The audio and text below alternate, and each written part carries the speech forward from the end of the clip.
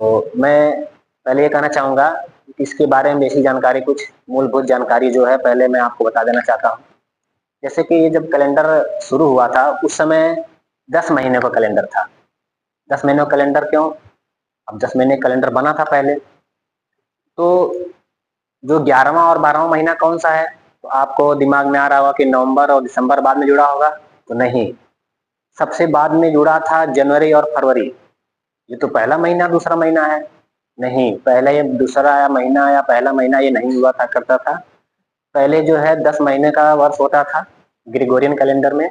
और उसमें आप लोग अगर केमिस्ट्री के थोड़े से जानकार होंगे तो जो सितंबर महीना है वो उस समय देखो 7वां महीना हुआ करता था। अक्टूबर, ऑक्टा, जैसे सितंबर बना है सेप्टा, अक्टूबर ऑक्टा, नवंबर, फिर दिसंबर डे का, यानी दिसंबर जो 10वां महीना हुआ करता था। फिर 7वीं शताब्दी में इसमें सुधार हुआ और जनवरी और फरवरी 2 महीने और जोड़ दिए गए। जनवरी जो है रोमन देवता जेनस के नाम से डाला पड़ा है और फरवरी उसका अगला महीना है। तो ये लास्ट में जनवरी और फरवरी यानी 11वां और 12वां महीना हो गया। लेकिन बाद में कुछ सुधार हुआ, यानी 13वीं 14वीं शताब्दी में ये सुधार हुआ कि जनवरी फरवरी जो महीना है, जनवरी जेनस का मतलब होता है नए पल की शुरुआत, नए समय की शुरुआत। इसमें जो देवता है रोमन देवता, उनके 2 सिर होते हैं, एक इधर सिर होता है, एक इधर सिर होता है। एक भूतकाल का नेतृत्व करता है, एक भविष्य काल का नेतृत्व करता है। ये समय के बदलाव का प्रतीक माना जाता है जनवरी को, इसीलिए उसको नव वर्ष यानी शुरू में जोड़ दिया गया है। तो इस प्रकार से जो ग्रेगोरियन कैलेंडर वर्तमान में चल रहा है 12 महीने है। पहले 10 महीने हुआ करते थे। इस प्रकार से आजकल के समय में अमेरिका और चाइना का डोमिनियन है, उनका प्रभुत्व है दुनिया पर। किसी जमाने में हमारा जो है भारत का जो है था ऐसा प्रभुत्व, तो हमारे भारत के महीने के साथ ही पूरी दुनिया में नववर्ष मनाया जाता था। तो बदलते जमाने की तस्वीरें हैं, कब क्या होता है कुछ नहीं कह सकते।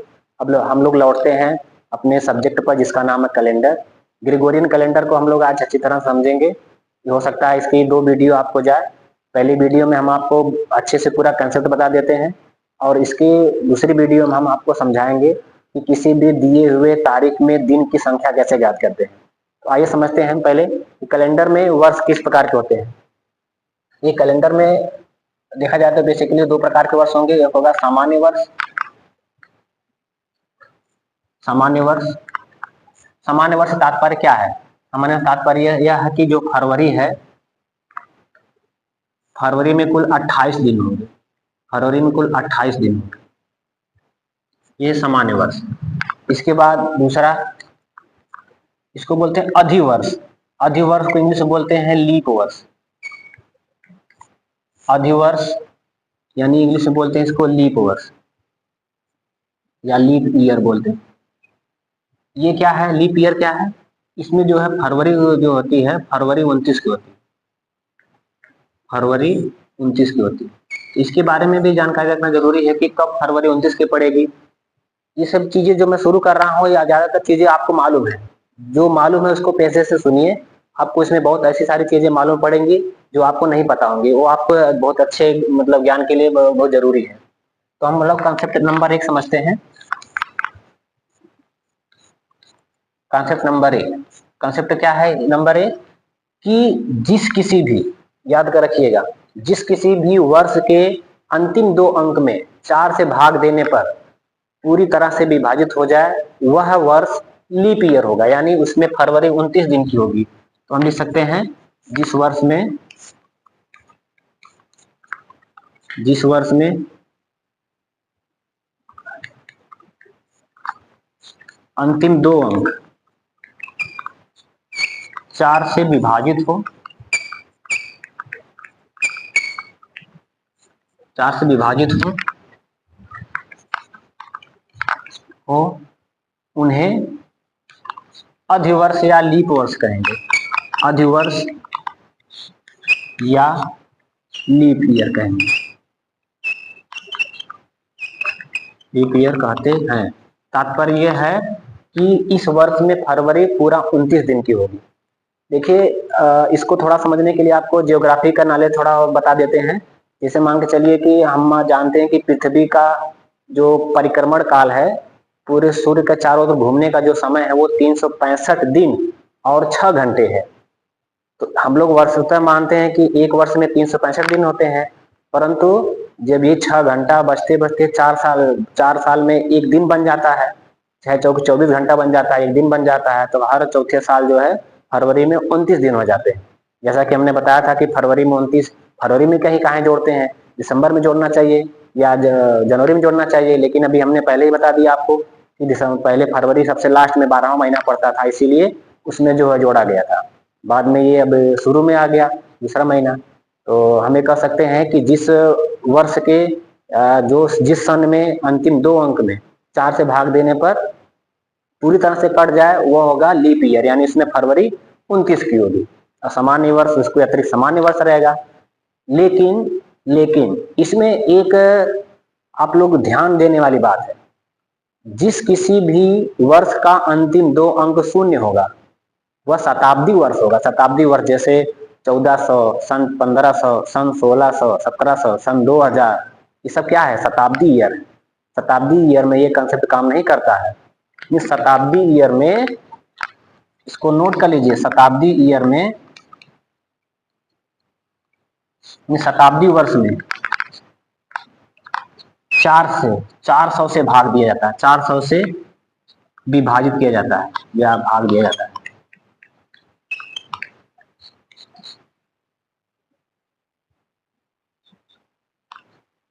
करना होता है। मतलब लीप ईयर चेक करना है तो आप नॉर्मल जो ईयर्स हैं, जैसे मान लीजिए 2001 हो गया, 2001 से लेकर 2099 तक के दोनों अंकों में आप 4 से डिवाइड करेंगे, अगर पूरा कट जाएगा तो 29 का होगा। लेकिन अगर किसी भी वर्ष के अंतिम दोनों अंक शून्य हो, इसका मतलब वो शताब्दी वर्ष है, तब उसमें 4 का रूल काम नहीं करेगा। जैसे हम एक क्वेश्चन बताते हैं, अगर मान लीजिए किसी व्यक्ति का जन्म, इस पर आधारित एक सवाल है, अगर किसी व्यक्ति का जन्म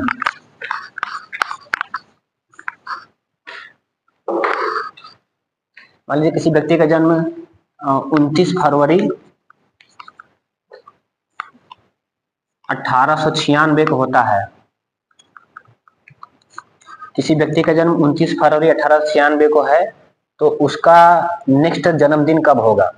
तो हम सभी जानते हैं कि 4 साल बाद लीप ईयर आ जाता है, बट जब 4 साल इसमें प्लस करेंगे तो हो जाएगा 1900। क्या हो जाएगा? 1900। तो हमारे हिसाब से 1900 लीप ईयर होना चाहिए, लेकिन ये लीप ईयर नहीं है, क्योंकि इसमें अंतिम दोनों अंक 0 आ गए। तो अंतिम दोनों अंक 0 आ गए तो ये शताब्दी वर्ष हो गया। अब इसमें 400 से डिवाइड करना पड़ेगा। तो अगर हम 1900 को 400 से डिवाइड करेंगे तो ये 400 से डिवाइड नहीं होगा, पूरी तरह से विभाजित नहीं होगा। तो हम इससे कह सकते हैं कि ये लीप ईयर नहीं है, यानी उस व्यक्ति का अगला जन्म दिन होगा जो ये 1904 होगा। यानी इसका फिर से अगला जन्मदिन कब पड़ेगा? यानी 29 फरवरी कब आएगी? फिर आएगी 1904 को। ये हमारा पहला कंसेप्ट था। पहला कंसेप्ट क्या है? लीप ईयर को ज्ञात करना। लीप ईयर कैसे ज्ञात करेंगे? किसी भी सन में अंतिम 2 अंक में 4 से भाग दीजिए, पूरी तरह से कट जाएगा तो लीप ईयर होगा। अगर नहीं कटेगा तो सामान्य वर्ष होगा। लेकिन यह केवल सामान्य वर्ष, इस तरह से शताब्दी वर्षों पर लागू नहीं होता। शताब्दी वर्षों में आप सभी को 400 से डिवाइड देना पड़ेगा। अब आते हैं concept number 2। Concept number 2, concept number 2 क्या कहता है? कंसेप्ट नंबर 2 ये कहता है कि यदि विषम दिन क्या होते हैं? विषम दिन, कंसेप्ट नंबर 2 हमारा विषम दिन पर है। यानी किसी भी महीने में कितने विषम दिन होंगे। विषम दिन से मतलब क्या होता है? हम जानते हैं कि एक सप्ताह में 7 दिन होते हैं। यदि एक महीने में हमें 7 से डिवाइड करना होगा तो हम जानते हैं अगर कोई महीना 31 दिन का है, जैसे जनवरी 31 दिन का है, तो 7 से भाग देंगे तो 28, 7 चौक 28, 3 बचेगा। ये 3 मतलब सप्ताह पूरा नहीं कर पा रहे हैं, यानी 3 विषम दिन कहलाएंगे। इस प्रकार से हम जानते हैं कि पूरे वर्ष में 365 दिन होते हैं। तो पूरे वर्ष में 365 दिन होते हैं, और 365 दिन में अगर हम 7 से डिवाइड करेंगे, सप्ताह के दिनों से डिवाइड करेंगे, तो पूरा आ जाएगा 52 सप्ताह, यानी 52 सप्ताह होगा और 1 दिन होगा प्लस 1 दिन। जो एक दिन है यही विषम दिन है, इसी को कहेंगे विषम दिन। विषम दिन यानी ये सप्ताह नहीं बना पा रहा है, ठीक है। अब जान ले जाइए कि अगर सामान्य वर्ष है तो एक विषम दिन होते हैं, और इसी में अगर लीप ईयर है, अधिवर्ष है, तो उसमें 2 विषम दिन हो जाएंगे। ये आपको रटा रटाया होना चाहिए, क्योंकि इस आधार पर भी प्रश्न पूछे जाते हैं कि 25 वर्षों में कितने विषम दिन हो जाएंगे। उसमें देखा जाता है कि हर 4 साल बाद लीप ईयर भी आ जाता है। तो इसे क्वेश्चन हम लोग हल करेंगे, लेकिन कंसेप्ट वाइज चलते हैं। फिर आते हैं दूसरा कंसेप्ट क्या है, नंबर 3 कंसेप्ट। कंसेप्ट नंबर 3 बहुत ही इंपॉर्टेंट कंसेप्ट है। मैं दावा करता हूं कि आप में से अधिकांश लोगों को ये चीजें पता नहीं होंगी। कंसेप्ट नंबर 3, 1 जनवरी तथा 31 दिसंबर, 1 जनवरी तथा 31 दिसंबर का दिन समान होता है। समान होता है यानी बराबर होता है। फिर से नोट कर लीजिए, कब? जब सामान्य वर्ष हो। यानी ये किस पर लागू होगा? सामान्य वर्ष। सामान्य वर्ष का मतलब है फरवरी 28 दिन की, ठीक है। सामान्य वर्ष यानी फरवरी 28 दिन की, उसमें 1 जनवरी तथा 31 दिसंबर का दिन समान होता है। एग्जाम्पल के तौर पर ये वाला जो साल है 2025 की शुरुआत हुई है बुधवार से, यानी 1 जनवरी 2025 को बुधवार, 1 जनवरी 2025 को क्या है, ये देखो नॉर्मल ईयर है, तो इसमें फरवरी 28 की होगी, ये है बुधवार है। यानी 1 जनवरी 2025 को बुधवार है, तो 31 दिसंबर 2025 को बुधवार ही होगा। मैं फिर से रिपीट कर रहा हूं, इसको दोहरा लीजिए आप सभी लोग। अगर 1 जनवरी 2025 को बुधवार है, 31 दिसंबर 2025 को भी बुधवार ही होगा, ये फैक्ट है, आप मोबाइल से चेक कर सकते हैं। तो क्या है ये, इसका नियम क्या है, सामान्य वर्ष के लिए। अब अगर कोई लीप ईयर आ जाएगा, अधिवर्ष आ जाएगा, तो क्या होगा, आप सभी जानते हैं, फरवरी 29 की हो जाएगी। जब फरवरी 29 की हो जाएगी तो एक अगला दिन हो जाएगा उसमें, यानी 2024 जो अभी गुजरा है, इसमें 1 जनवरी को अगर मान लीजिए 1 जनवरी को अगर बुधवार पड़ता तो 31 दिसंबर को बृहस्पतिवार पड़ता। इस प्रकार से सवाल हल हो सकते हैं। जिससे मान लीजिए अगर ये एकदम सेम डेट ना पूछे, ये कह दे कि मान चलिए 1 जनवरी को बुधवार है, तो 30 दिसंबर को क्या होगा? 1 जनवरी को बुधवार है तो 30 दिसंबर को क्या होगा? हम लोग तुरंत दिमाग लगा लेंगे कि ओ माय गॉड, 1 जनवरी को बुधवार है तो 31 दिसंबर को भी बुधवार होगा, यानी उससे पहले आ जाएंगे एक दिन, यानी मंगलवार हो जाएगा। तो ये कंसेप्ट बहुत इंपॉर्टेंट है, इसको आप नोट कर लीजिएगा। अब हम लोग बढ़ते हैं अगले कंसेप्ट की ओर से, कंसेप्ट नंबर 4।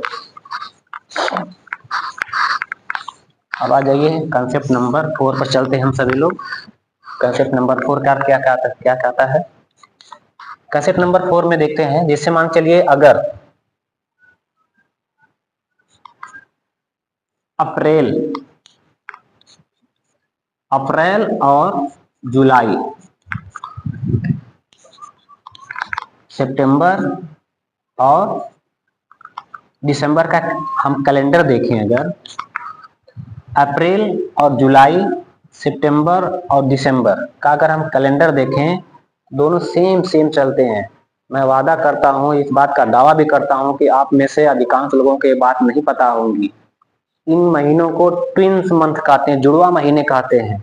यानी अप्रैल में 1 तारीख को जो दिन रहेगा, जुलाई में भी 1 तारीख को वही दिन पड़ेगा, सितंबर में 1 तारीख को जो दिन रहेगा, दिसंबर में भी वही 1 तारीख को वही दिन रहेगा।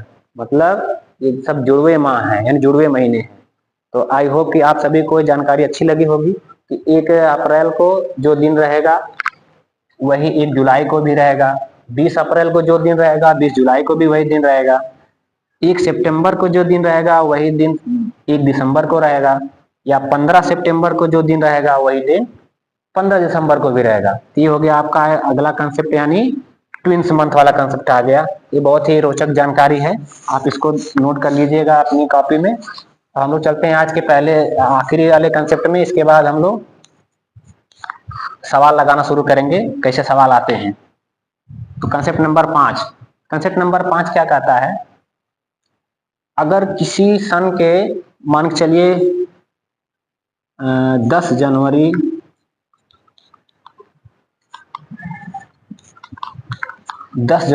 2025, 10 जनवरी 2025 को, आज मान लीजिए 3 तारीख है, आज है आपका शुक्रवार, तो 10 को शुक्रवार होगा, तो यानी हम जी सीधे सीधे सही सही लिख देते हैं फ्राइडे।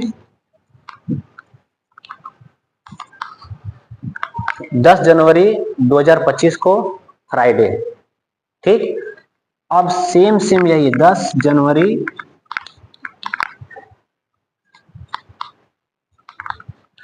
2026 को कौन सा दिन होगा। देखिए 10 जनवरी 2025 को फ्राइडे, तो 10 जनवरी 2026 को कौन सा दिन होगा। तो इसमें हम जब देखेंगे कि इन बिटवीन मध्य में क्या जो फरवरी आएगी वो 29 की, ये ध्यान देना हम लोगों को। अगर हमने देखा कि 10 जनवरी 2025, तो इसमें जो फरवरी आएगी वो 28 की रहेगी, फिर मार्च अप्रैल मई जून जुलाई अगस्त सितंबर अक्टूबर नवंबर दिसंबर, फिर जनवरी आएगी, तो जनवरी में 10 तारीख को कौन सा दिन होगा, इसी का अगला दिन हो जाएगा, यानी कौन सा दिन हो जाएगा, सैटरडे हो जाएगा। आप लोग मोबाइल से चेक कर सकते हैं, यानी कैलेंडर एक दिन आगे जाएगा अगर इन बिटवीन फरवरी 28 दिन की रहती है तो, और अगर 29 की पड़ जाती है तो इसमें दिमाग क्या लगाने की बात है, अगला दिन हो जाएगा, यानी कैलेंडर एक दिन और आगे खिसक जाएगा। अगर मान चलिए अगर मैंने ये बात की होती 10 जनवरी 2024 की होती, 10 जनवरी 2024 को, अब उसमें हम पता नहीं हमको 10 जनवरी 2024 कौन सा दिन था, अगर फ्राइडे होता तो 10 जनवरी 2025 को फ्राइडे सैटरडे संडे आ जाता था। क्या जाता, संडे। किस कंडीशन में, अगर इन बिटवीन कोई लीप ईयर पड़ता, यानी इसमें ये लीप ईयर तो फरवरी 29 की पड़ती, जब फरवरी 29 की पड़ेगी तो कैलेंडर 2 दिन से आगे चला जाएगा, यानी 10 जनवरी अगर 2024 को फ्राइडे पड़ता, अगर मान लीजिए पड़ता तो 10 जनवरी 2025 को संडे पड़ जाता, यानी 2 दिन चला आगे, क्योंकि इसमें फरवरी 29 की पड़ गई। तो वीडियो ज्यादा लंबी हो जाएगी तो दिक्कत होगी, इसीलिए आज हम यहीं पर विराम लेते हैं, और इसका अगला भाग हम जल्द लेकर आएंगे। अगर आपको वीडियो अच्छा लगा हो तो इसको लाइक करिए और अपने फ्रेंड्स सर्कल में इसको शेयर करिए। अगर आप वीडियो पे नए हो तो चैनल को सब्सक्राइब करना बिल्कुल ना भूलें। मिलते हैं इसके ओरिजिनल, यानी इसका जो ओरिजिनल जो सवाल बनता है उस पर। हमने आज इसकी जानकारी दे दी आपको, आप इसको एक बार देख लीजिएगा, इसको रटिएगा, याद कर लीजिएगा बढ़िया से। इसके बाद हम लोग जो उसके सवाल बनते हैं उसको हल करेंगे, उसका एक तरीका बता देंगे जिसको हम कह सकते हैं कैलेंडर की आत्मा। अब उसमें आप कोई भी डेट या किसी की बर्थ डेट है उसमें कौन सा दिन था आप 10 सेकंड के अंदर में निकाल सकते हैं। मुझे उम्मीद है कि आपको वीडियो पसंद आया होगा। मिलते हैं नेक्स्ट वीडियो में, तब तक के लिए जय हिंद, थैंक यू।